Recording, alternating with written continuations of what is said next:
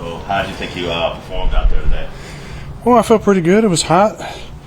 It was kind of a grind. It reminded me of one of those old school practices, even though it was only 90 minutes. I felt like we were moving the whole time. It was good. Aaron, after all the effort you made last year to try to get back on the field, what was it like for you today to actually be back with your guys? Well, I was practicing last year, so it didn't feel as significant. The expectations were, there wasn't. I had to fulfill some sort of expectation. I just felt like I was able to practice last year, the last 3 weeks. This was, a continuation of the off-season work and the OTAs, and yeah, it felt good to be out there. It's a very limited install one when you only have a 90-minute practice. So I felt like, we did the same things we did in OTAs. We added to it. The offense obviously looks a little bit different, I would say, especially pre-snap, and I like what we did. Aaron, why did the trip to Egypt, why did it have to be that week rather than, say, a week later when there were no activities? Yeah, I originally scheduled it based on the previous year's schedule, which had us out, I believe, by the 9th or 10th. So once I saw the schedule, I was trying to move some things around. It just didn't happen. What was your fascination with Egypt? Oh, I've been a fan for 3 decades, ever since I was in a gifted and talented education class. I don't know if those are paid for or not, but I was in it. We studied mythology from Egypt and Greece, and those are like my top 2 on the bucket list. So, back in some of the doldrums of the rehab, I thought it'd be fun to put together a trip with some friends, and we wanted to plan it kind of middle of June. Looked at the previous year's schedule and felt like I was going to be safe. Considering your participation throughout the spring, were you surprised at the reaction from people that you weren't there those 2 days of mandatory? Well, it's like I said on Big Cat's podcast, they're OTA days. They happen to be labeled as minicamp. It's not the same as it was in 2005 or 2010. The schedule is an OTA day. It's labeled as minicamp, so you can try and get anybody who hasn't been around to be there. Yeah, I had a great talk with Robert. Obviously, he wanted me to be there, and I knew the consequences if I wasn't going to be there. The reaction is what it is. Did you get fined? Yeah. Do you think Robert needed the 50 mandatory, the mandatory amount? I think it's 50. Oh, I think it might have been a little more than that. But look, I made it a point to be at every OTA. I was at the physical day as a part of the mini camp. Missed the two practices. Had talks with all my teammates about it. I think they understood it was obviously more of an issue outside the building than it was inside the building. Robert and I are great. We had great conversations throughout the off season. Had a fun one last night in his office till later on. So, it is what it is. I'm an adult. I knew what I was getting into. I knew the fine that was coming, and also knew how much I wanted to be in Egypt. I wish there hadn't been a conflict scheduling wise, but was what it was. Do you think Robert had to do it that way because Reddick was also absent, so it wouldn't look like a double standard where Reddick might get fined and you wouldn't? Yeah, I trust Robert, and we talked about it, so I knew what was coming down. Was there a deeper meaning behind your T-shirt you wore yesterday with the cat? Any message? Not really. I just looked through my closet, and there was a lot of options. I actually bought one of those full-length kind of outfits that I saw a lot in Egypt. I put it on, and it was a little tight, to be honest. So I hadn't tried it on since Egypt, so I decided I wasn't going to wear that one. But I liked that shirt that I bought, so I decided to wear that. What was the highlight of your Egypt trip? That's tough. The last 2 days were pretty special. The second last day, we were at the pyramids and the Sphinx in a private, private viewing, and then we went out in the desert on camels. Yeah. Yeah, it's a big animal. Yeah, it was a lot of fun. Not the nicest animal. I've been around llamas before. That's a big llama. And I was trying to make sure I stayed out of the way of any spit that was coming out. But, yeah, that was fun. We got to watch the sun go down in the desert, watch the moon rise. And, yeah, it was a really special trip. What is it like building chemistry with this offense when you didn't have the full season last year? Yeah, I mean, we had training camp, and then we had obviously the 10 OTAs this year.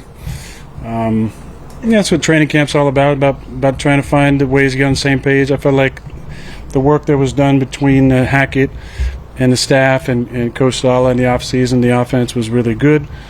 I feel like we have some nice wrinkles that we added. Now we just got to put them all together, find a way to come together, and stay healthy. I like the vibe of the team is different this year. Obviously, last year there was a lot of hype around me and Hard Knocks. This year, some of that stuff settled down. I feel like we're a little bit more settled in. We're definitely a little more mature up front with the two older guys we got at tackle who can still really play, bringing in John Simpson. Another year for Tip, AVT coming back healthy, and now you look at behind those guys, you got a lot of guys who played a lot of football now, so the depth we have in offensive line is pretty good. Feel really good about that. Obviously drafted a couple backs. Mike Williams, who looks to be ahead of schedule, I think, on his rehab. So we need to get him out there. But I thought Allen made a couple nice catches today, and we're looking for some growth from Gibson and Brownlee and Malik and some of our younger guys who are second year in the system. Can you say physically that you're back to where you were pre-injury, or is there just going to be some time that it will take, through repetition to get back to where you were? Yeah, Rich, I think it's going to take a little time. I think I feel great. The numbers, we track all the numbers out west where I work out and have for a decade. And, my movement stuff was tracking the exact same as last year. Actually a little bit stronger with some of the squatting stuff that we did. But I just need the reps. The last 5% of being 100% is just the mental part. So the more, like today, the last play I had, being able to move in the pocket quickly and not think about it, those are like stacked reps that help you get to those last 5% of feeling 100%. Just to follow on that, Aaron, you obviously had a couple of significant injuries in Green Bay and you played at a high level after that. How hard is it to regain full trust in your body after a major injury like that? Yeah, it's hard. I mean, it takes a little bit. It takes, like I just said, it takes those banked reps where you do something and that's kind of like an anchor point for you to remember back that you're able to do the things you used to be able to do. Not having played, for an entire season, really, it's going to take, a nice training camp to feel like myself. That's what even in the middle years of my career, I always felt like you had to reinvent yourself in training camp and figure out that rhythm that you need. There was a time in 2020, I guess it was, where I harkened back to some of the stuff I used to do and kind of found this rhythm in my drop that allowed me to have one of the best seasons of my career. So I'm not sure exactly what it's going to be, but there's going to be a time during training camp where it all starts to line up and for all of us, but for me, I'm going to need some of those plays to find that rhythm. And once I get the rhythm, then I feel like we'll just fall back into place. We spoke to a few of the players, and they talked about how you set the standard, for the franchise and everybody else, the tone. Just talk about the importance of that and why is that important to you? Well, first, I think it's important that you have to bring the energy, the enthusiasm every single day. I think you have to set the standard by the way you show up every day. You got to be active in meetings. You got to be attentive. You got to be tapped into the energy of the team. I mean, the goal is New Orleans, and so that's got to be the focus. It's got to be the manifestation through our words and our actions, and everything needs to be intentional that we do on the field, in the meeting rooms. So just try not to waste any moments. I mean, there's a lot of room for fun and hanging with the guys and joking and stuff, and time at the hotel. But when we're practicing, when we're in drill work, it needs to be intentional. and I think you got to set that standard. You got to hold guys accountable. There's a ton of opportunities, though. It's not just me. It can't just be me. It's got to be other guys stepping up into a leadership role. I look to guys like Garrett, you know, in his third season, Brees in his third season, Sauce in his third season. You know, those are three of the top players on our team. I look to them to step up their leadership. I look to guys like Conk, who's coming off a nice season, to step into that. I look to guys like Tyron and Moses to step in and lead those guys up front. I want to empower Tippmann. I think Tip has a chance to take it over. Corey Lindsley was a center for us for a long time, and even in 2014, his rookie year, with a veteran line that was probably our best line over the years we had, he stepped in and got those guys going, and they listened to him. And I think Tip can do that. So we got to empower the leadership. A lot of that's just listening. Sometimes you got to defer. You know, just because you're the quarterback or the assigned leader, the voted leader, you know, sometimes you got to step aside and let somebody else have a time to stand up and say something in front of the team, or to break it down in practice, or to get on somebody. And I think that's what you're looking for as these practices progresses.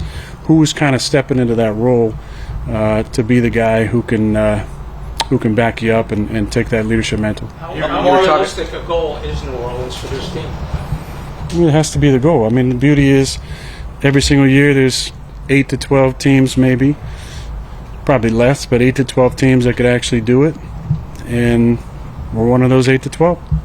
Do you feel you're better now? Idea in Green Bay after they drafted Jordan that kind of motivated you and led to those two MVPs? And now they drafted another Jordan. Is there any similarity here with your 40? You know, people say you're 40, you're coming off a major injury. There's some doubts about what you can do. Yeah. Is there any similarity to that?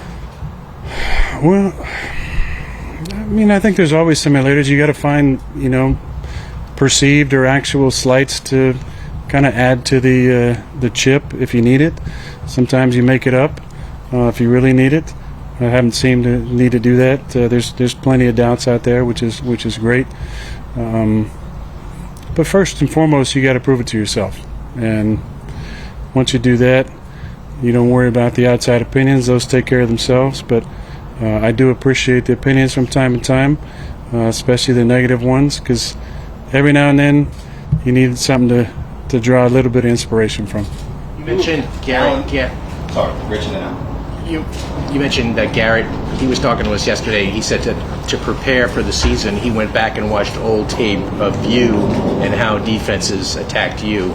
I don't know, were you aware of that? Are you part of his process? And what does it say about him that he's gone to that extent to research? Well, the best players are self-motivated, and he's definitely that. Again, I think it's important for him to step into a greater leadership role. The way you cement that is by your work on the field. And I told him in the meeting yesterday, I think he has the talent and the ability to be the best receiver in the league. I'm biased. I think 17 in Las Vegas has been that for the last 5 or 6 years. He didn't get that by just showing up. He got that by the way he worked. I mean, his level of excellence and his attention to detail in my time in Green Bay was second to none. He just practiced like that all the time. He had a mindset when he stepped on the field of dominating. And that carried over into the games where we used to talk. When we're driving to Lambeau Field on the day of the game, it wasn't, are we going to win today? It's how bad are we going to dominate? And I think he has the ability and the confidence and the skill set to have that mindset, but it starts with the way he practices. So he's an animated guy. He's passionate. And I think if he can take that leap, and it's actually not a leap, it's kind of just a little jump, he has a chance to be really, really special. You were pretty confident last year that you guys were one of the 6 to 8 teams. And did I say 6 to 8 last year? I expanded it. This year's 8 to 12. What is it? Yeah. I think you're right. Yeah. Parity. That's what the NFL wants. They want parity. Yeah. You think the roster's even better this year? You think I think so. The chances are even better. And do you think maybe what you guys went through last year? Robert talked about everybody being more locked in this year. Do you think you see that? Well, it's day one, so day two, I guess. So, but I think we're locked in. I think we're better up front. So, on the offensive side, there's the experience. There's Tippy in his second year. Obviously, if Elijah stays healthy, he's a premier guard in the NFL. So I think we're better up front. And across the board on offense, I think we have that year of experience. Defensively, we're always going to be good. We have depth. Our D-line, we can just roll people up front. You look at some of the guys we got now. I mean, Kinlaw is a creature. I mean, he's a beast, man. I haven't seen a guy like that too many times in the league. And there's a lot of those guys. The guys that we got returning. Quentin Williams is one of the top players. His position, our inside backers, I put up against anybody. Our first three corners, the outside guys and our nickel are as good as anybody in the league. The back end, Chuck and Tony, are incredible tandem. So that side of the ball is going to be really solid. And offensively, it's us to prove that we can be a top 10 offense. Thanks, everybody. You were coaching. Nice one. You got in. You were coaching up number 17, the rookie Malachi, practice. yeah. And then you also did the same thing with Garrett. What were you saying to each of them? Garrett has a different skill set than I'm used to. He's so dynamic with his moves. Sometimes he doesn't need to do all that. So sometimes he can just speed cut out of something. And so we're just talking through. I'm going to watch the film, but it was basically like, what did you see? How come he did this? What do you think about speed cutting maybe? And then let's watch the film and talk about it. With Malachi, he's a great kid. He really is. He cares about it. He wants to be great. It's just a little reminder when we're running a certain route in the 3x1 and he has a vertical. If he has inside leverage already, he can just push straight up and the ball's going to be on him. So it's like a reminder. I might not have been in on the play, but I'm watching the play. And if we run the exact same play and you're in there, this is what I need from you. So it's just get on the same page as those guys. I think that's an important part of being a professional is if you're not in, you're still taking a mental rep.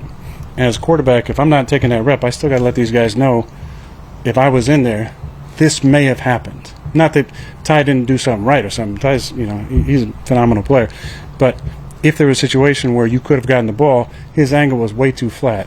You got to be vertical and expecting the ball on your back shoulder. So I'm just going to stay on those guys and coach them up as much as I can. And they got a great coach, though. I love having SJ here. Love having Tony Deuce here. And excited about the season.